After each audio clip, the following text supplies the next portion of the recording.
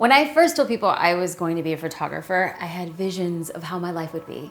Well, I'd be inspired all day, I'd casually shoot photos, and then I'd be awesome, and then clients would be like banging on my door, and then I'd travel the world getting to shoot whatever I wanted. And maybe you felt the same way.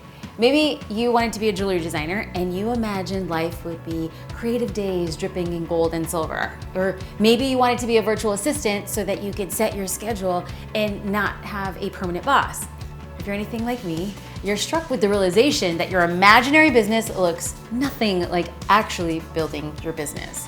When my photography really picked up momentum, I quickly realized that I spent the majority of my time editing photos, emailing prospective clients, emailing current clients, emailing past clients for shoots, orders, timelines. I spent so much time doing marketing, admin, and editing that I was actually only shooting 15% of the time. And that right there, that's real talk of running a business. Running a business means that you're so passionate about what you do that you want to make money from it. But making money and doing what lights you up requires a clear idea of what that means.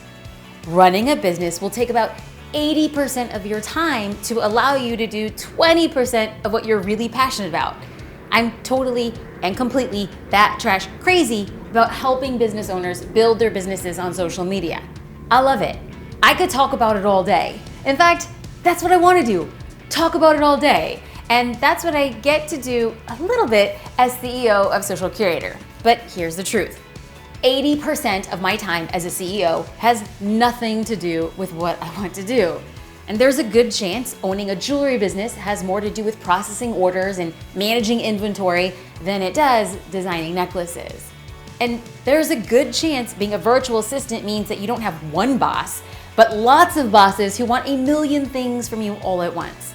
As the founder of Social Curator, I want to be creative by coaching business owners. I want to take photos. I want to write marketing plans. I want to eat ice cream all day. But that's totally unrealistic.